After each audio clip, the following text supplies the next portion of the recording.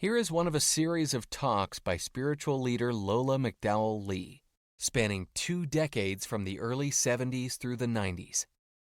Lola was a Zen Roshi, whose Rinzai lineage included Dr. Henry Platov and renowned Zen master Shigetsu Sasaki. Lola was a religious scholar as well as an ordained Christian minister. While the talks are focused mainly on Zen and Buddhism, Lola drew on many spiritual traditions, including those of Jesus, Plato, Lao Tzu, the Hindu Vedas, Meister Eckhart, and Gurdjieff.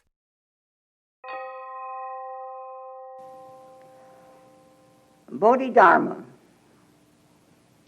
You know who Bodhidharma was?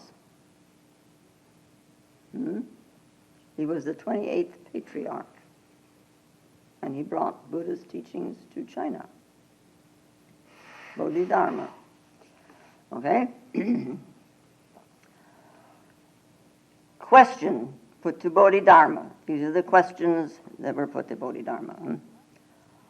What do you call the mind of greediness? And the answer, the mind of ignorance. Question. What do you call the mind of egolessness? And the answer, it is the mind of Shravaka, Buddha's actual disciple. Question. What do you call the mind of non-entity? Answer. It is the mind of the sages who have no connection with the teachings of Buddha, but discover the truth of non-entity by themselves. Question. What do you call the mind which has no particular understanding and also no painful delusion? Answer. It is the mind of Bodhisattva. Question. What do you call the mind which has nothing to know and also nothing to realize? And there was no answer from Bodhidharma. And he waited a little while, and then he said, the Dharmakaya has no form, therefore one sees it without seeing. Dharma has no voice, therefore one hears it without hearing. Prajna has nothing to be known, therefore one knows it without knowing. If he thinks that he is seeing, he sees it incompletely. If he thinks that he knows it, he does not know it thoroughly. When he knows it without knowing, he knows it completely. If one does not know this, he is not a true knower. If one thinks that he is gaining, he is not gaining entirely. When he gains non-gaining, he owns everything. If one thinks that he is right, his righteousness is not perfect. When he transcends right and wrong, his virtues are accomplished. Such wisdom is the gate opener to 100,000 gates of the higher wisdom. All Buddhas preach emptiness. Why? Because the wish to crush the concrete ideas of the students. If a student even clings to an idea of emptiness, he betrays all Buddhas. One clings to life, although there is nothing to be called life. Another clings to death, although there is nothing to be called death. In reality, there is nothing to be born, consequently, there is nothing to perish. By clinging, one recognizes a thing or an idea. Reality has neither inside, outside, nor middle part. An ignorant person creates delusions and suffers from discrimination. Right and wrong do not exist in reality. An ignorant person creates them, recognizes them, near or far, inward or outward. He then suffers from discrimination. And this is the general way of the phenomenal world. Now, a Bodhidharma questions that were put to him long, long time ago, when he was alive, of course. Now, that's a long time ago. And these are notes that were taken by some of the monks, or at least one of the monks. Somebody took them. And then they were lost. And some people believe they were buried in the earth somewhere in some kind of a jar, for about 1,400 years. And they were unearthed toward the end of the last century. But even without notes of this kind, Bodhidharma's teaching has flowed. Bodhidharma Zen is very much alive. The flame that he lit those many centuries ago is still burning. And now Bodhidharma Zen is based on three fundamental questions. The first one being Emperor Wu asking him, and I won't go into the whole rigmarole of it, but Emperor Wu asked him, since I have given so much to build the temples and to persuade the people to come to you, what will be my merit? The realization of that. Bodhidharma answered, of course, none. But the realization of it. And then Emperor Wu asks, but if there is no merit to be gained, why did you come all this way from India to do what you are doing? Why are you doing what you are doing? And the answer to that was, the tree grows in the garden. And this very puzzled emperor then asks, well, who are you? Who are you anyway? And Bodhidharma's very famous answer, I don't know. So complete was his knowing. I don't know. Now, if you have experienced these three states, then you will understand Bodhidharma's Zen. Right? That's one form of Zen. Then there's Weining's Zen, and there's Hakuin's Zen, and Rinzai's Zen, and Soto's Zen, right. Now, it is quite natural in this phenomenal world, being we are as we are, that when we come into contact with the teaching, we have questions. Some people have questions to the very end of their lives, because the thinking mind, isn't really going to stop asking questions. The thinking mind raises the questions. It's like the leaves that grow on the trees, questions grow in the mind. And like leaves on a tree, we prune, that is, we have an answer for the question. So this one is, we don't know where we put it. Or do you know where you put a question when you've answered it? Do you know what you do with it? What do you do with it? The question, as long as it's unanswered, it sort of sits up here. But when you have supplied some kind of an answer that seems to satisfy you, what do you do with the whole thing? You're conscious. Questions keep on rising and rising and rising, because the source of the questions, remains intact. Yeah. To find answers, true answers, one has to go beyond. That is, beyond is transcending the thinking mind. One transcends the thinking mind. Now, transcending the thinking mind is a state of maturity. Mature people, grown-ups as we call them, integrated people. They've gone to the other shore. On the other shore, where are the questions? They've dissolved. There aren't any questions over there. They disappear. They don't exist on the other shore. They have either become irrelevant or stupid, or they've lost their meaning, or you can't think. If one has transcended thinking, who is there to think of the question? Who is there to question if you have transcended the thinking mind? Yeah. So the answer is present on the other shore. It's present right here, because the other shore is also here. The answer is present.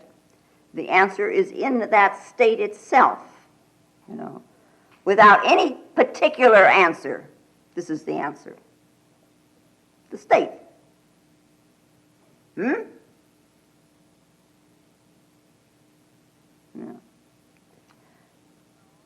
Existence, simply is.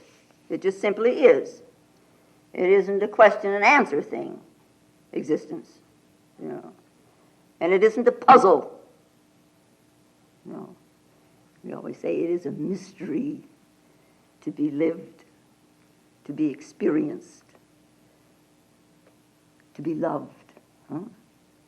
Our mysterious life. It's a quest.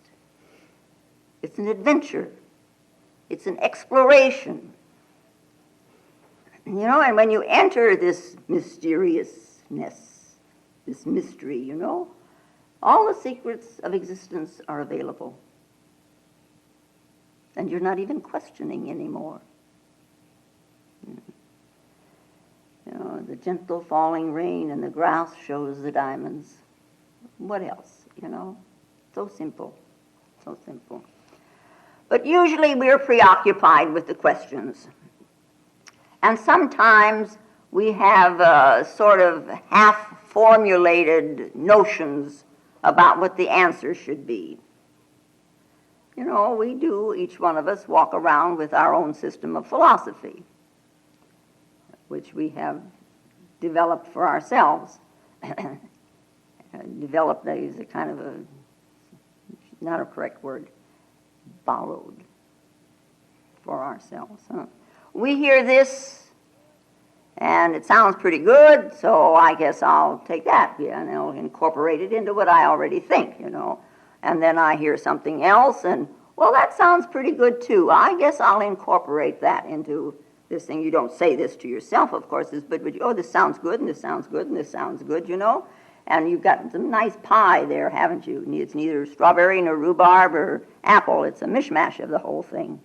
And then that person that got that kind of a pie, thinks he knows something, or that he's treading the path at least and making some progress, These mental patterns, the philosophy that you have developed out of what you have borrowed, is not progress. Not usually. Once in a while there's somebody that can do that, but not usually. But a mental understanding we have, of a sort. Mental understanding we should have. It's very important. These ideas that we call mental understanding do guide your lives. Yeah? So it's very, very important that it be correct understanding. It should be based on the territory itself and not on somebody else's map.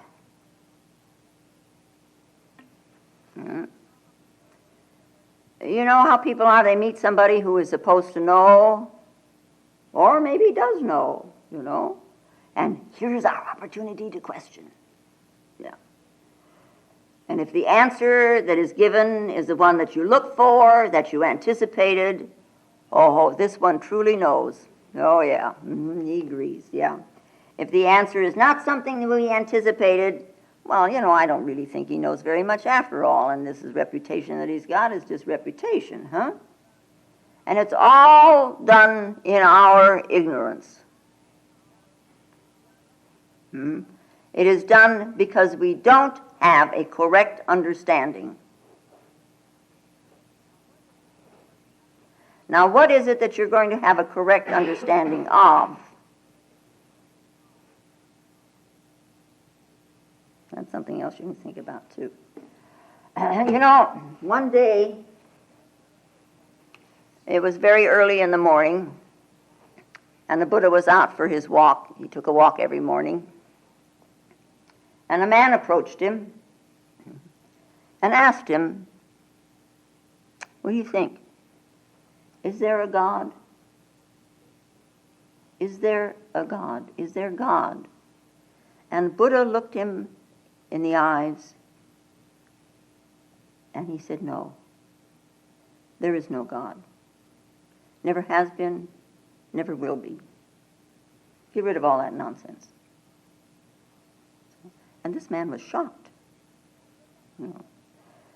And little Ananda was following the Buddha, as he always did, to be, in case the Buddha needed anything, he was his attendant, and he was right there, Johnny on the spot, all the time. And he heard this. He with his perfect memory. Little Ananda, it was because of him that what the Buddha said was recorded at all, huh? But he was taken aback with this answer. And he looked at the man as he turned to leave, and he saw this anguish on his face. And he turned and he looked at the Buddha, and he saw this tremendous compassion on his face. Ananda, he didn't know what to do, huh? It's a quandary. And he followed along after the Buddha, and in the afternoon of the same day, another man came, and he asked the same question.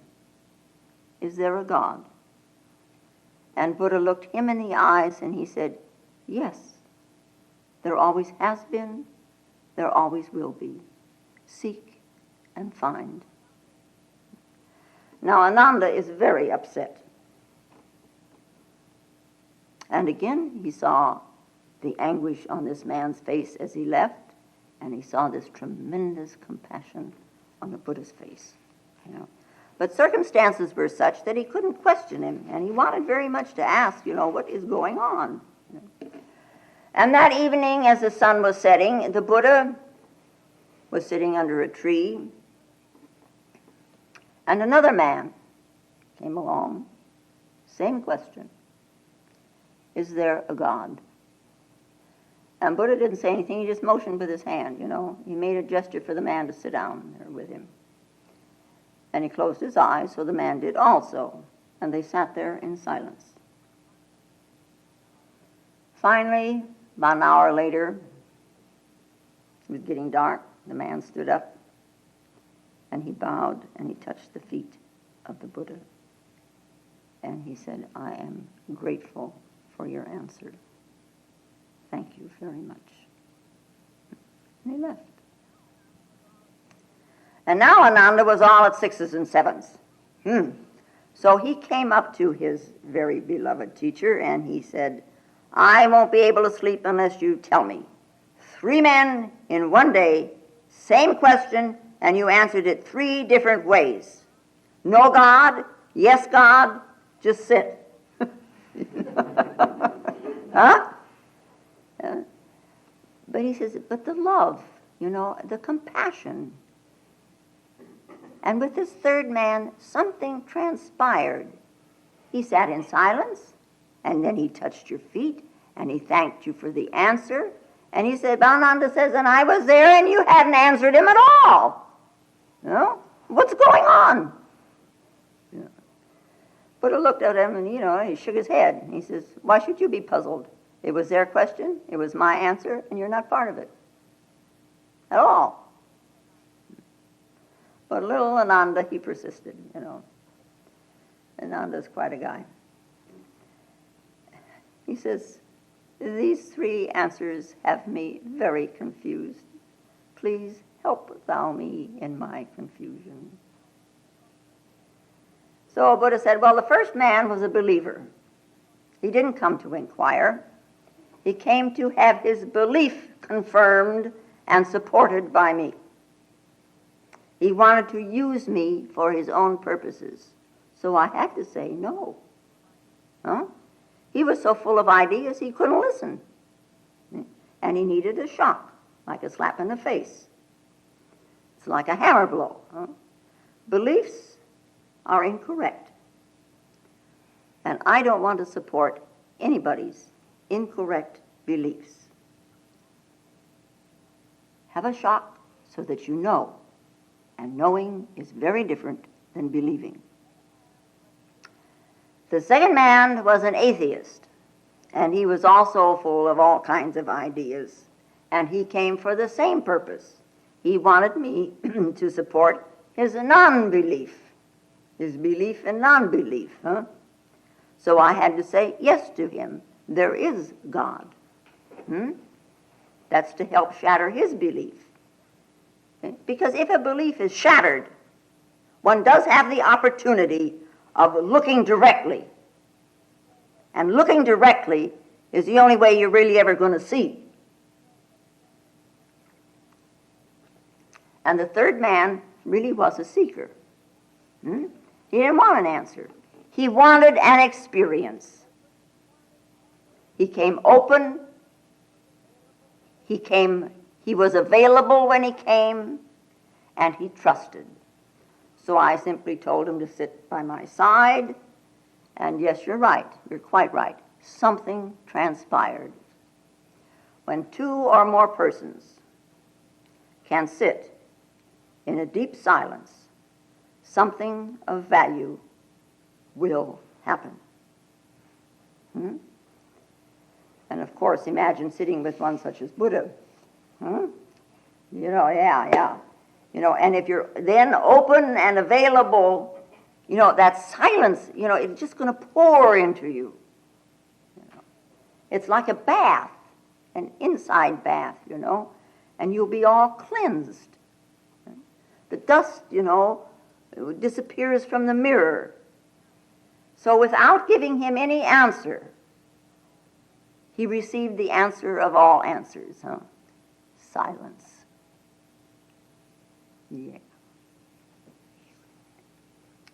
You know that silence? Yeah. Well, we start with the questions. What do you call the mind of greediness? Basically, fundamentally, in actuality, we're empty. But be very careful with this word. Empty is a state, and it is to be experienced. You don't think of it. You come to me and say empty, I know what empty is.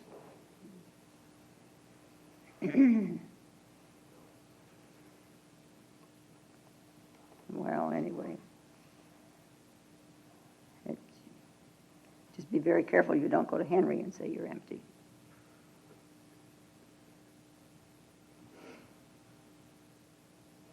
I have heard him. Somebody said they were empty. It's like being picked up and thrown out. Yeah.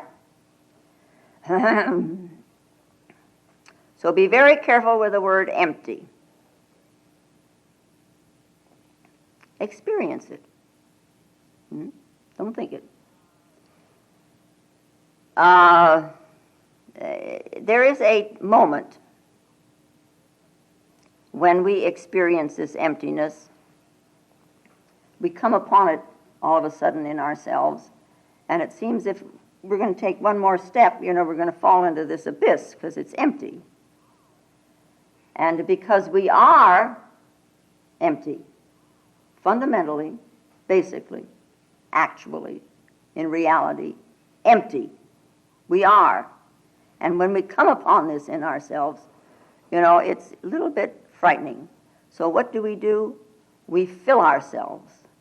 We fill ourselves with anything, with everything. Yeah? And this is greed.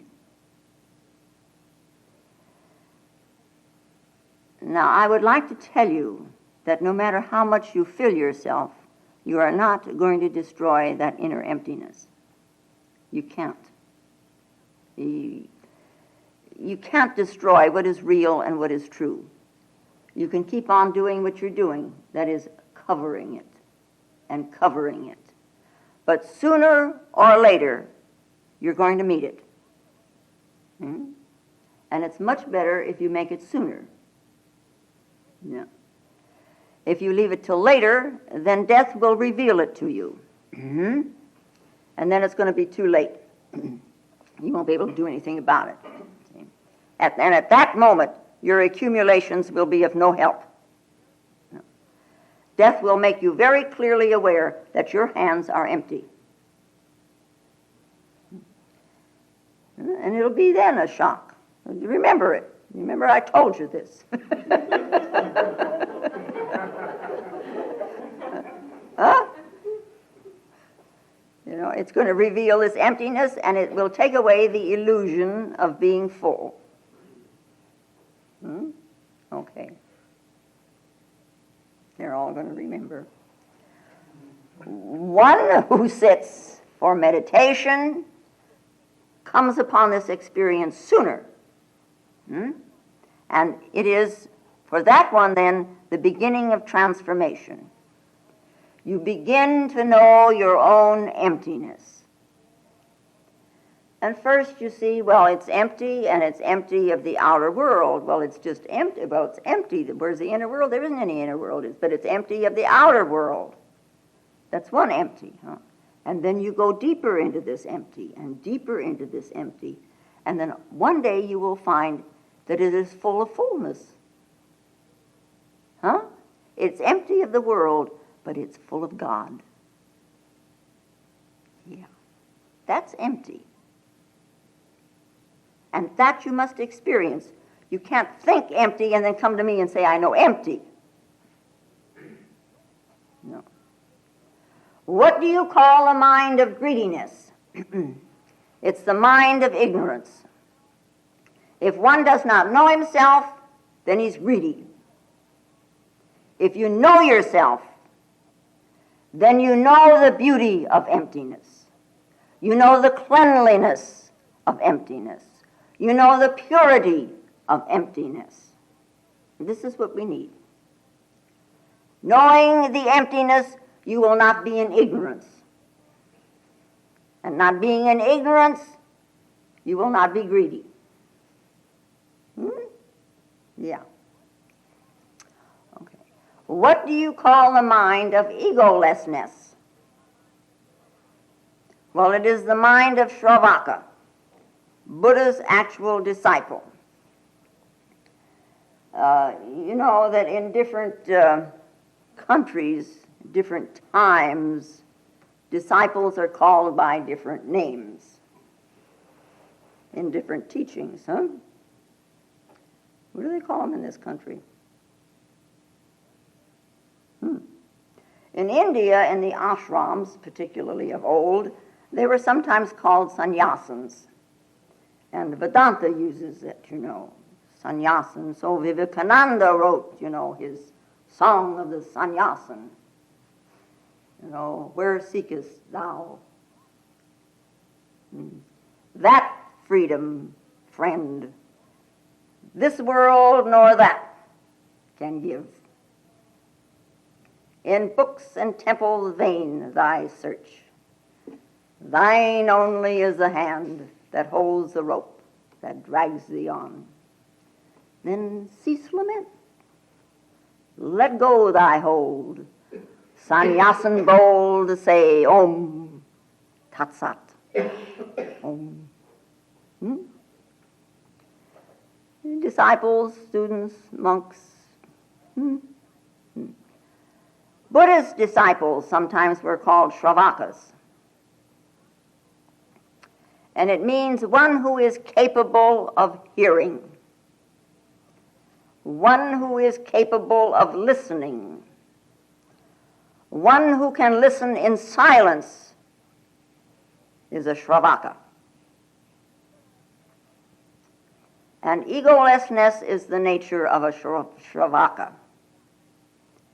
And Bodhidharma adds these words of Buddha's actual disciple. Yeah, because there are those who pretend to be disciples. They come to the teacher full up. And they leave full up, having gained nothing, and nothing has happened, because they are not in a surrendered state, Because after all, it is a teacher's job to take away, so that you can find the emptiness, So let it be that. If you do not allow it, what is going to be possible for the teacher to do with you? You know that no one can impose anything on you.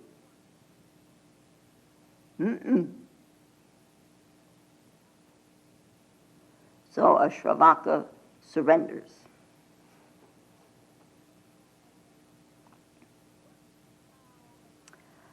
What do you call the mind of non-entity?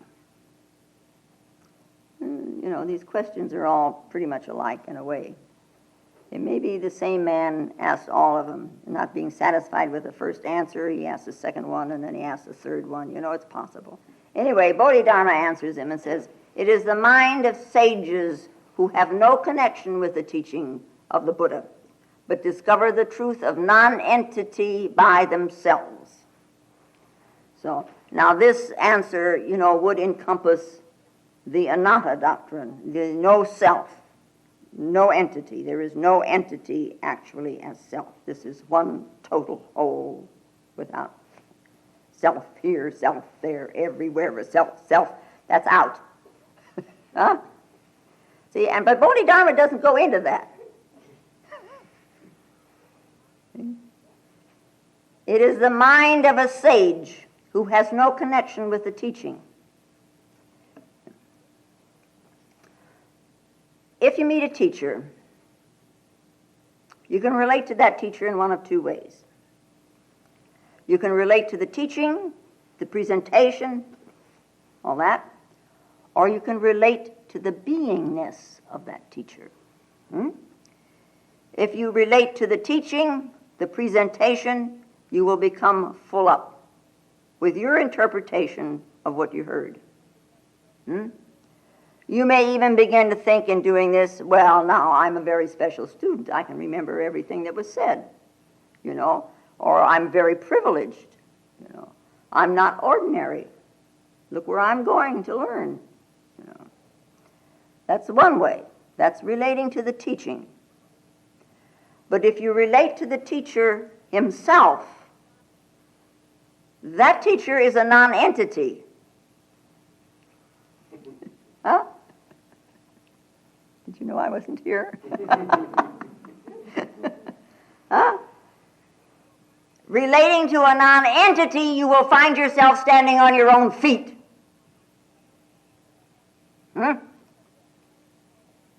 And finally then, if you're standing on your own feet, you will follow the fundamental message of be a light unto yourself. The problem is you got to relate to the teacher and not to the teachings. The ultimate of you must be discovered by you. It's like Plotinus put it, the flight of the alone to the alone.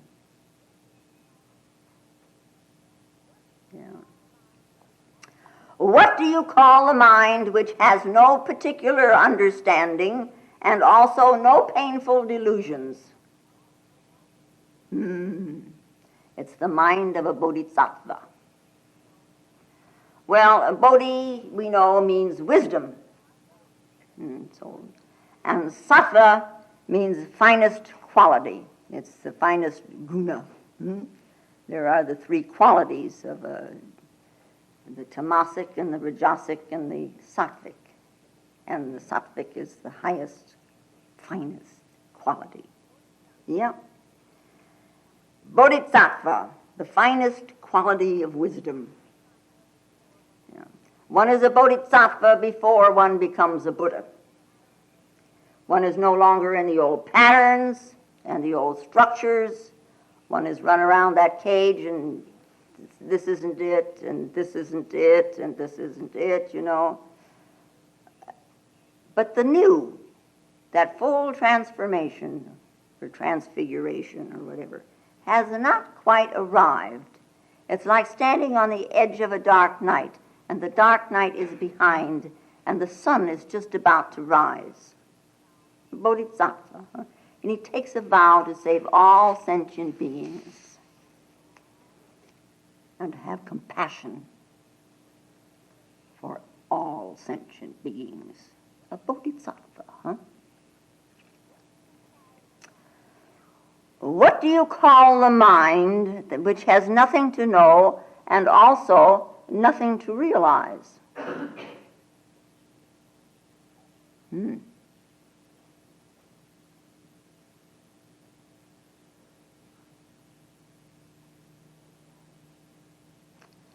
And there was no answer from Bodhidharma. There was just this silence. And finally, Bodhidharma begins to speak, you know, to encompass the questioning and maybe to stop the questions. What do you call the mind which has no particular understanding and no painful delusions? Well, if you sit and think about it, of course, one of the answers that would pop into your mind would be, you know, you might say, well, it's the true mind. But if you said that, what would it answer?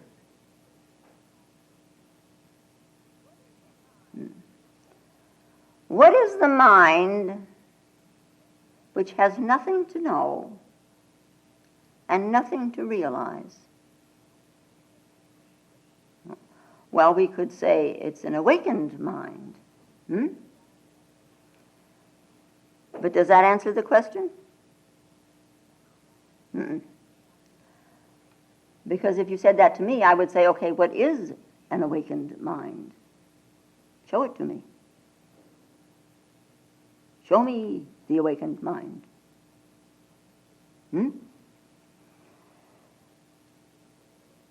But this you must know. You be the third man. I'll run around and sing the third man theme. There is an old Zen poem, you know, when the soft rain moistens my clothes, I see the Buddha without seeing. When the petal of the flower falls quietly, I hear the voice of the Buddha without hearing. Yeah. So Bodhidharma says, the Dharmakaya, which is the body of the Dharma, or the body of the law, the Dharmakaya has no form. Therefore, one sees it without seeing. Dharma has no voice. Therefore, one hears it without hearing. To become so silent within yourself that nothing stirs. To be that silent. When you are that silent, you can hear the voice of silence. All of a sudden you will,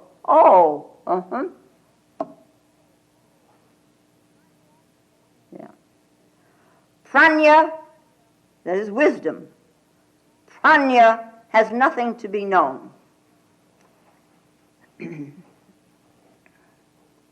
Wisdom has nothing to be known. Therefore, one knows it without knowing. If you know it with knowing, you don't know it. But if you know it without knowing, that's wisdom. If he thinks he is seeing incompletely. You know, there are stages along the way. Where one has an insight, one has a realization. But, you know, I am seeing, I had such a wonderful experience. I heard. You wouldn't believe what I heard.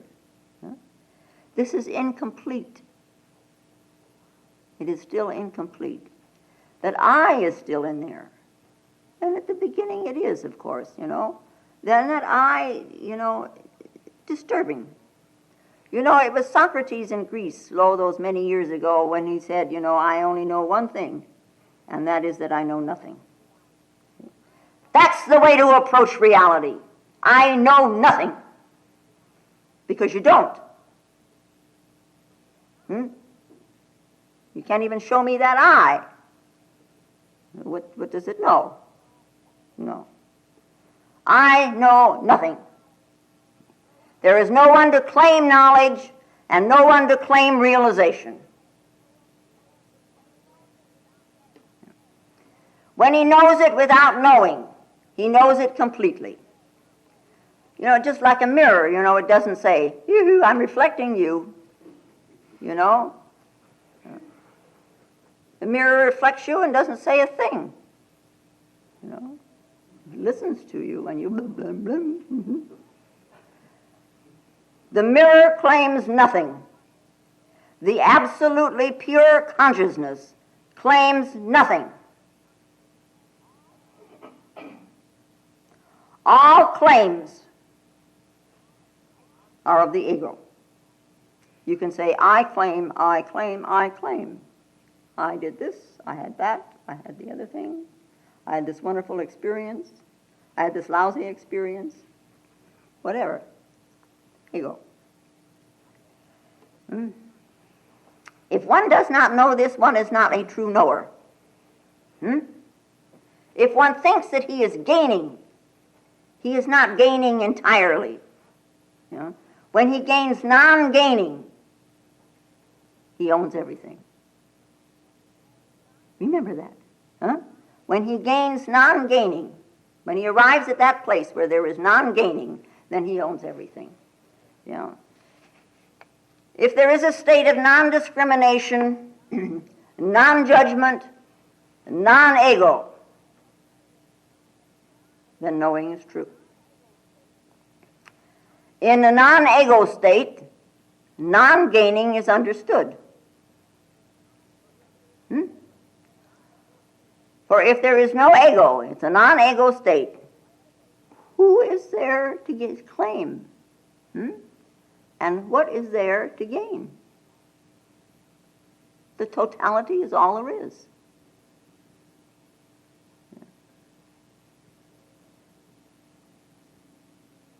We sit, and so we sometimes maybe can say, well, I gained this much insight. I gained that much understanding. And you poor people out there, you didn't gain what I gained. That's not gaining. It's going backwards. If one thinks that he is right, his righteousness is not perfect.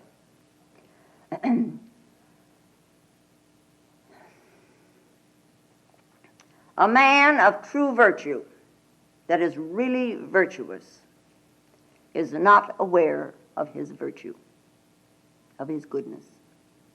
He doesn't know it. He just is it. He doesn't know it. He's just natural. See? It's just like you breathe and the blood circulates around in your system and the heart beats, You don't know it. Just in that same way, he's true. He's not trying to be somebody. When he transcends right and wrong, his virtues are accomplished. Such wisdom is the gate opener to 100,000 gates of the higher wisdom. All Buddhas preach emptiness. Why? Because they wish to crush the concrete ideas of the students. If a student even clings to an idea of emptiness, he betrays all Buddhas. One clings to life, although there is nothing to be called life. Another clings to death, although there is nothing to be called death. In reality, there is nothing to be born, consequently, there is nothing to perish.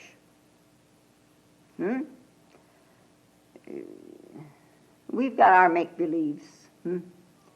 Life, death, good, bad, right, wrong, moral, immoral, virtue, sin, and all these ideas that we have about it that we try to impose on others, that we try to impose on reality, that we try to impose upon ourselves.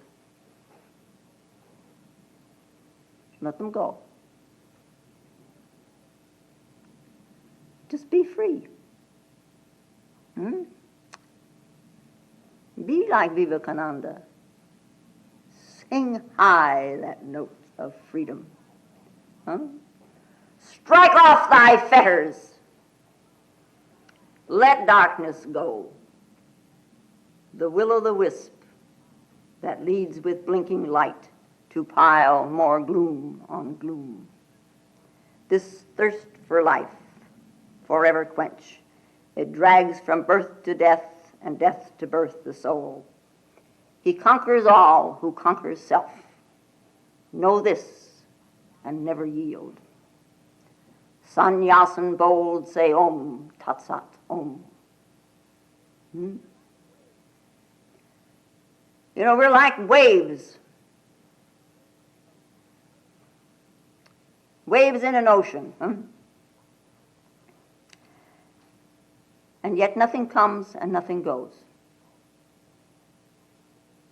It's always the same ocean. Whether a wave rises or whether a wave falls, the water remains the same.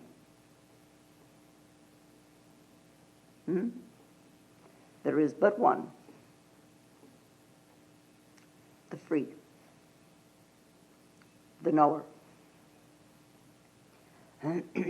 Without a name, without a form or stain, in him is Maya dreaming all this dream. The witness. He appears as nature. So,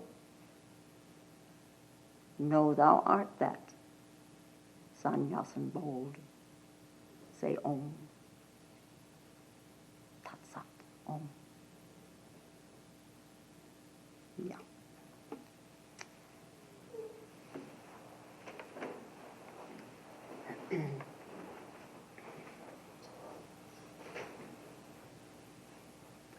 And now,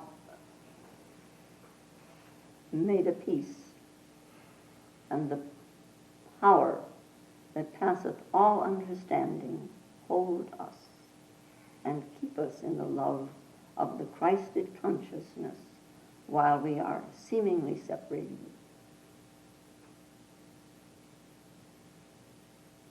One from another.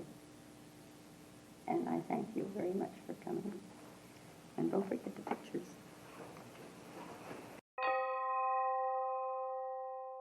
If you find Lola's talks valuable, more will be posted in weeks to come.